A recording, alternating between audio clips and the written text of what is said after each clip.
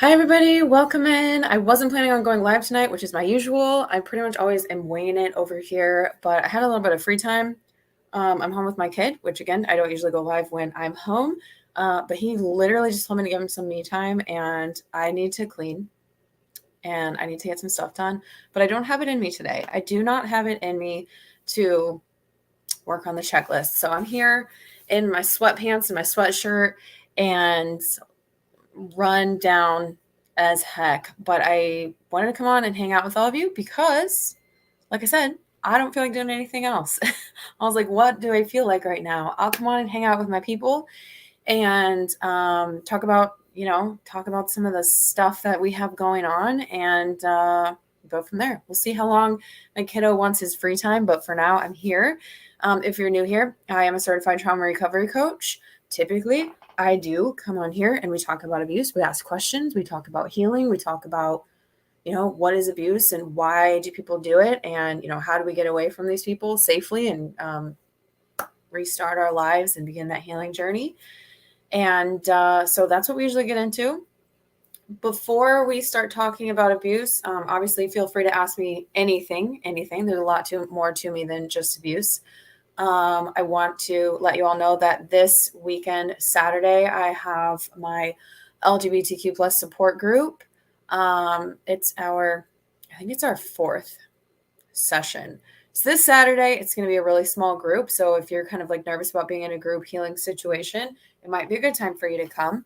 I will post the information. Actually, I'm just going to pop it up on here, the lindsaygoodman.com. You can go to my website, lindsaygoodman.com, and click on the coaching tab, and you can sign up from there. It's called Polishing Off the Rainbows.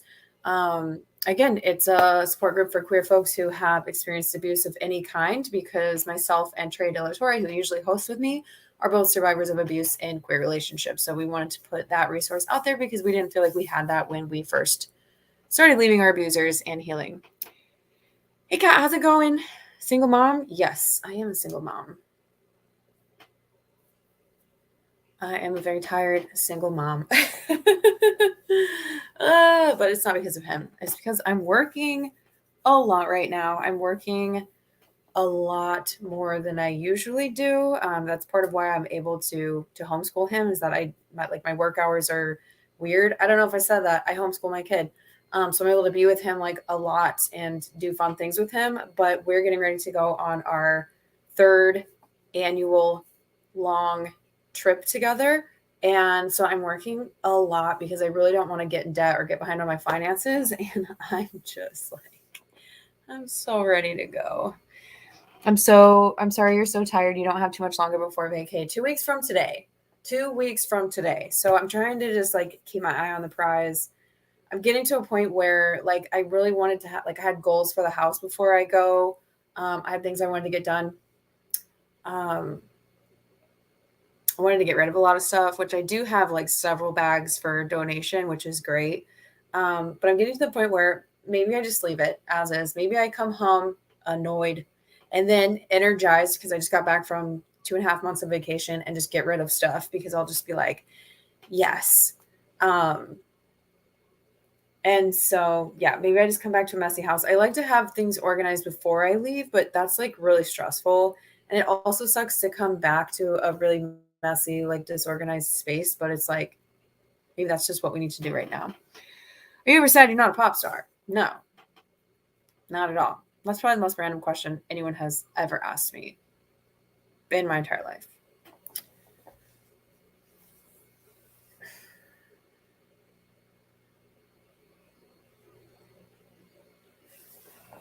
Oh, no. Oh, man.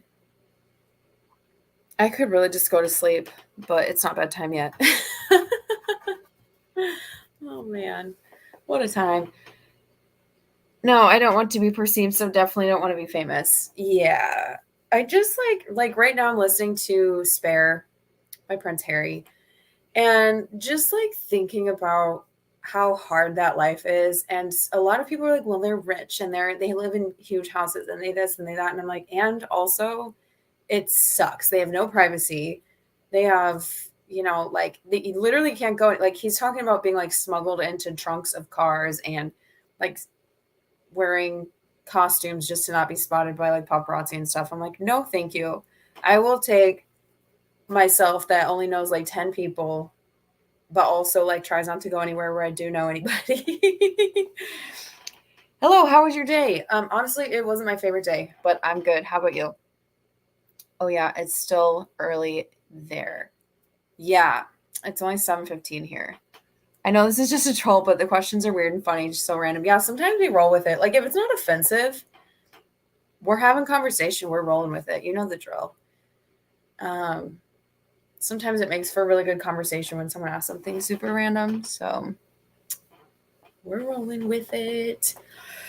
So really, it was between recording a podcast episode and going live because I needed to do both of those things. I try to go live once a week, and I hadn't gone live this week, and I was like, I'm doing it.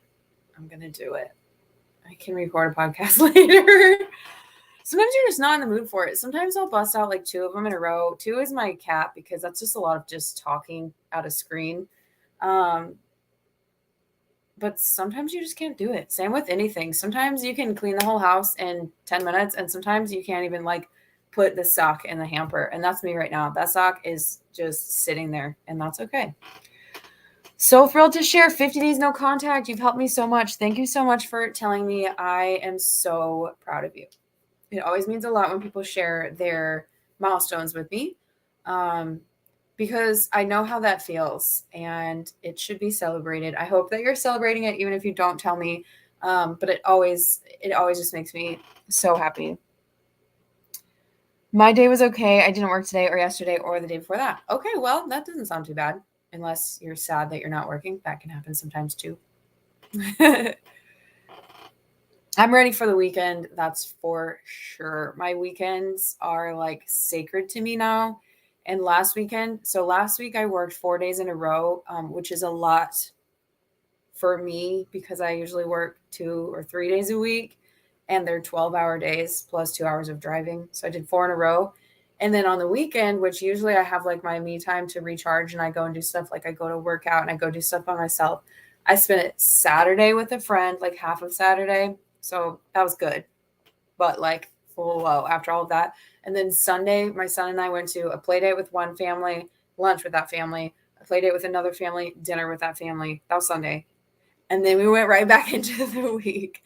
And so, and like I said, I'm like, Monday, I was going through stuff in the garage, trying to get rid of stuff and organize and like get my life together.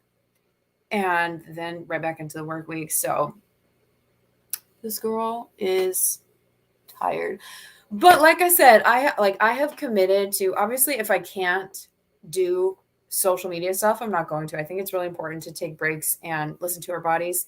But I'm committed to, if I can do it, going live once a week because I really want you all to feel safe and comfortable with me and like you know who I am and you know who is like delivering this information. So that you can ask me questions. Like there's not a lot of people in here right now, but if you want to talk about something and you want to ask me something, we can hash that out. I really want you to be able to know a little bit more about me than just like what I'm recording and popping up, every 2 days or whatever I'm doing now.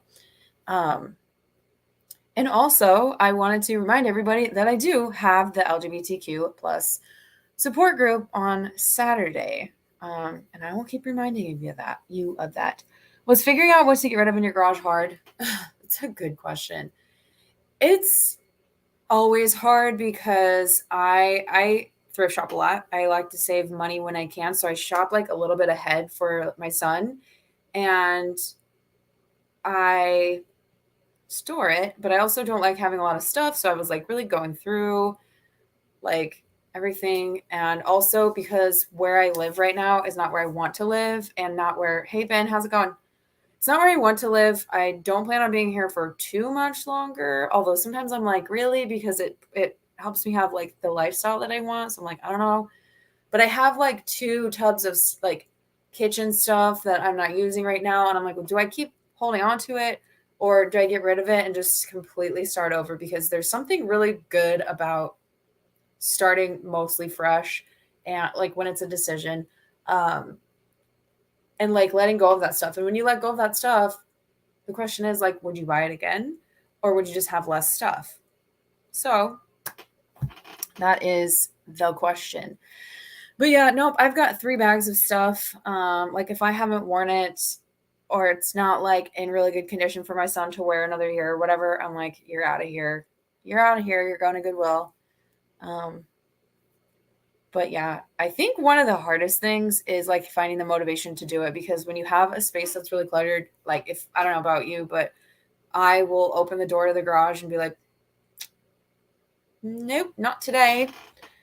It's just not always. Yeah, where's the support group? Yeah, the link is in my bio and all my bios. You can go to thelindsaygibman.com and click on the coaching tab and sign up there. Yeah, I'm really hoping my internet cooperates Saturday. Well, we might not be doing it because right now we only have one person. We only have one person signed up, and I'll probably cancel if we only have one, because the whole point is that it's like a group space, a group healing, a group journey. And so just doing it with one person, like it'll probably be fine, but I just really want to hold true to that. So we might end up having a bye month. And then we'll wait for Trey to come back and go back at it in May.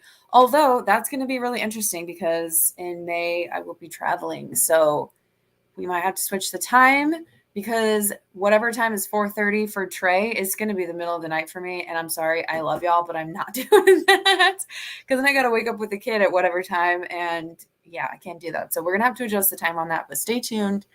We'll figure that out.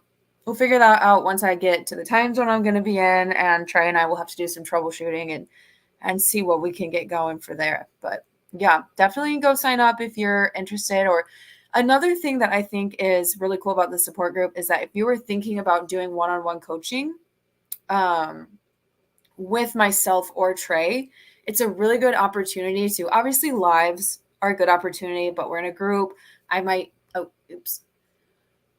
be answering like multiple questions at the same time. Whereas in the small group setting, like we held together, you hear other people's stories and things like that. You might find someone who's in a similar situation as you when you're feeling really alone.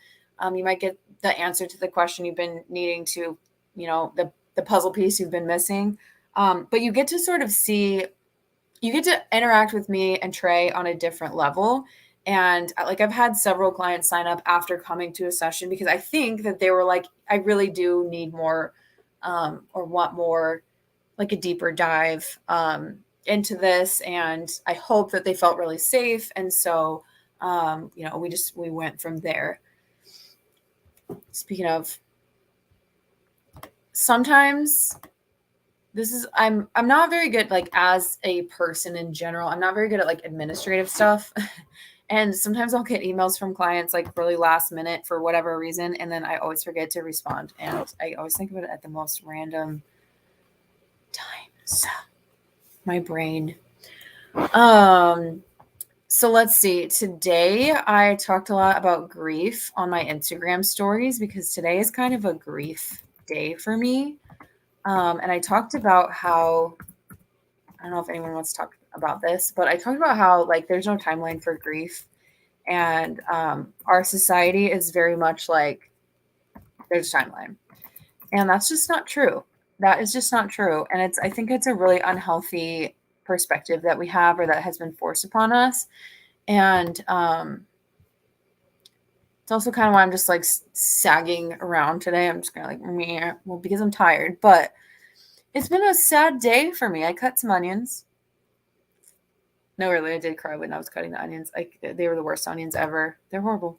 Hi, Marie. Welcome in. But yeah, I just came on my Instagram story and like shared a little bit about that, because it's been 2 months since I lost my dog, and like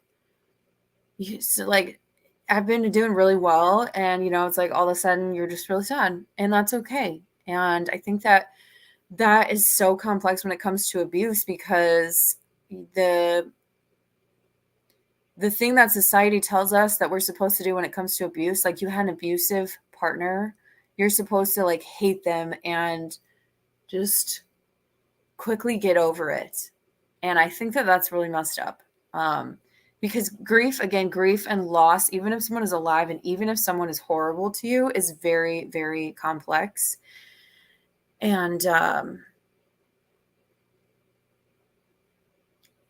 I think that more grace needs to be given for people across the board when it comes to processing our feelings.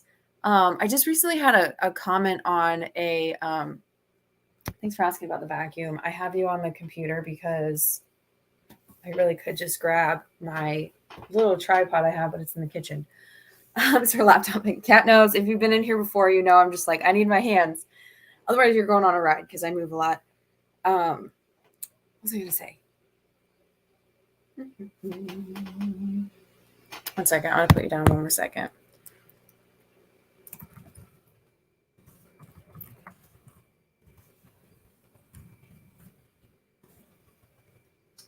I'm buckled in. Okay, I'm bringing it back. Hold on. Sorry about that. I can't type. Okay. I forgot what I was saying. Yeah, 1 a.m. abuse Zoom call. I can just imagine it. It would be all Trey because I would just be sitting there like eyes like glazed over, maybe asleep. I don't know. To be fair, we do stay up a lot later when we're in Spain, but I just don't want to be. I don't want to like commit to being miserable because maybe that night we're not staying up later. But yeah, what was I saying about? Oh yeah, so YouTube today, someone commented on one of my videos. I'm gonna read. How did it go? I'm gonna read part of it because it's along the lines of like society forcing us to move on and let go, and just this attitude of quit talking about it, quit, whatever. Which, of course, I have to remember that a lot of people see one video of mine. And a lot of times when I'm describing covert abuse, which I do a lot because it's so misunderstood, a lot of people will see one video and think that I'm just like complaining about like a slight difference in like preferences and things like that. And so someone commented, it was about my abuser. This is an LGBTQ topic here, taking my beanie off when we were going out to eat. And it was wintertime. And we had just walked in and we sat down and they like reached over the table and took my beanie off. Now, some people are like, you can't wear a hat inside. They were doing the right thing, whatever. But like literally we had just walked in and sat down and like I didn't even have a chance to take my coat off yet. And it was because, and see, I'm the only one who knows my abuser. It's because they didn't want me to look like a lesbian, even though I am one. And so I shared that video and it went pretty viral. And a lot of people are like, well, that's not abuse or this or that or whatever. And today someone said that in itself doesn't sound like abuse. And I commented back something like, hi, thank you for your comment. Something like, I wish that people would just listen to survivors' stories when they're sharing and do less, like do more of listening and learning, and just like joining the table and do less of like, I don't know if that's abuse. I don't think that's abuse, or this happened to me and it didn't feel like abuse to me and stuff like that. And so I gave this, and then the person was like I've been through this too, blah, blah, blah. And, one of the things that really helped me to let go, and I came back with, this isn't about letting go. We need to talk about this. This is what I do with my platform. And so I'm tying this back into the whole grief thing, is that as a society, we're obsessed with people letting go. And when it comes to, across the board, like you shouldn't have to let go of your dog who died. Of course, if, however long into the future, you're not getting out of bed and you're not taking care of yourself, we want to look into that and we want to get some help for you. We want to take care of you so that you can take care of yourself and all that stuff. We want to find a safe place for you to be able to process that. But, it's something that takes time. And when it comes to abuse specifically, it's not that we're not letting go. It's that a lot of us want to help other people. A lot of us want to educate. A lot of us want to put an end to the silence. A lot of us want to whatever. And we shouldn't have, like, nobody should be telling survivor, and people don't realize that saying, you need to let go, or this is how I let go, is actually contributing to silencing survivors. People don't seem to realize that one of the things that makes it abuse is the cyclical nature of it. Thank you so much for saying that. That is so true. The cyclical nature of it, and it is very hard because I have shared I shared a video of my abuser laughing at me for not achieving it was the silliest thing. I'm trying to climb into, it was like the Jeep challenge a couple years ago. They're like scream laughing, and then when I actually make it, they change their tone and they say, "Oh God," like it's just like, "Oh God." And a lot of people were like, "Been there, oh my gosh, it's creepy." And a lot of people were like, "This is so not abuse." And again, it's the cyclical nature. It's that this is happening over and over and over again in between lots of other things. And also, yeah, my brain just turned off. It's a tiny puzzle piece in a very large puzzle. So it's like they laugh at you when you fail. They rip your hat off in a restaurant because you look too lesbian. They ask you if you love them, and when you say you do, they refuse to say it back. Like it's all tiny things, but it all adds up to this big picture, which is abuse. And so, yes, in a lot of my videos and a lot of the things that I talk about, even on the podcast, at the end of the day, are those the things that ruin your life? No, but they all add up. And that can ruin your life. And it definitely can mess with your head. And it all counts, right? Yes, there's like we don't have a scale of like bad abuse and okay abuse. There are some things that feel a lot worse, in the grand scheme of things. But it's not like, okay, anything past this is abuse and anything over here, that doesn't count. No, it's still part of it. Was your abuser not out? In the videos I've seen of their body, they look like a tomboy. Yeah, very, very much so. They were out in college and they're like 33 or something like that. So they have been out for years, have been in a lot of relationships, and I was newly out. And so the reason why this was an issue is because they prefer to date super femme, straight passing women, preferably people who have just been with a man or are with a man. They're going to go for someone who is still straight passing, whether they've thought about being with another queer person or not. That doesn't matter. It just needs to seem like they're winning this straight person from a man, and that's their thing. So that's why for the whole relationship, the way that I dressed was control, the way that I acted, the way that I could or couldn't do things in the relationship. It was very much had to fall. Even my label at the end, in front of friends without ever talking to me, they were like, "She's not a lesbian." And I was like, since when? Since when? And so these are really important things because they might seem really small, but this is one of the things that we talk about in the LGBTQ support group.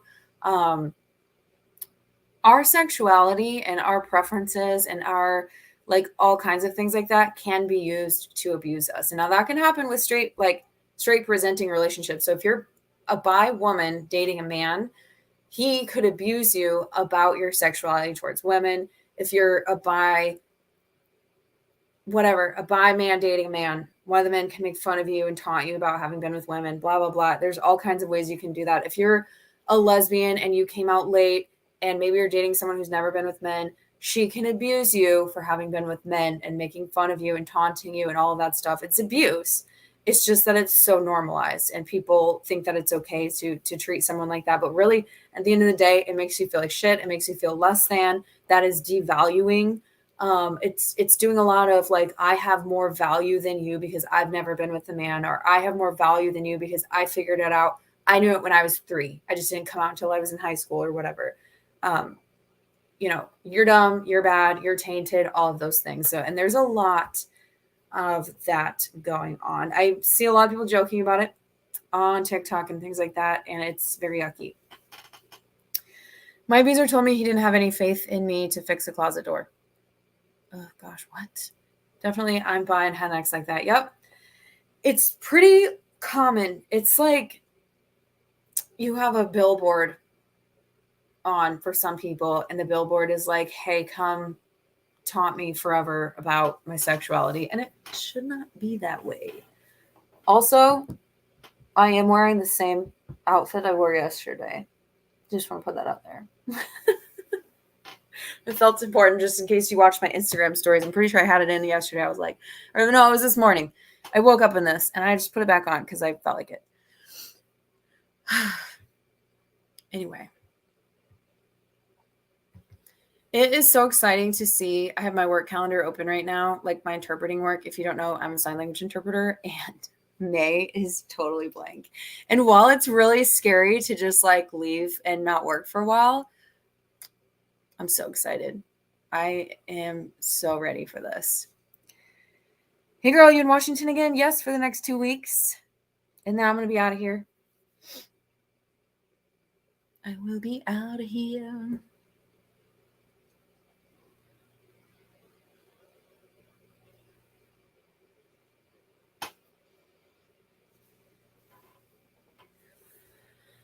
Okay. All right. Well, I hate to cut this short, but I want to go on Instagram really quick and do a short little Instagram live to remind people that I have this LGBTQ support group. I never go live on Instagram, so I don't have the feeling I'll be on for very long, but I wanted to just like pop over there and say hi. What country are you going to? We're going to a lot. You moving or just traveling? Yeah, we're traveling. We're getting ready for our summer travel, but we're leaving early. We're going to Iceland, Denmark, Belgium, Germany, Spain, Portugal. So this is going to be our longest trip yet, and the one where we go to the most places. The last 2 times we've done 2 places each. So this time we're doing a lot, and I'm really excited. I'm so ready for it. I don't have it all planned yet, and I actually don't have.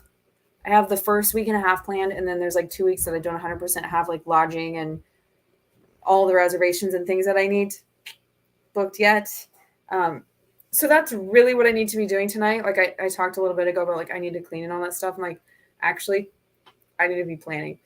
I need to lock a couple things down. But sometimes your brain's just not like, it's weird. I'm so excited, but I can't do it. It's going to be 75 days. Yeah. So my divorce paperwork with my son's dad has a very generous travel thing for me, and I'm allowed to travel 180 days a year with him and up to 75 at a time. So I'm taking the full 75. Also, his dad has him on the 4th of July every other year. So this is my year to go a little bit past that, whereas normally I have to be back by the 4th of July or leave after the 4th of July.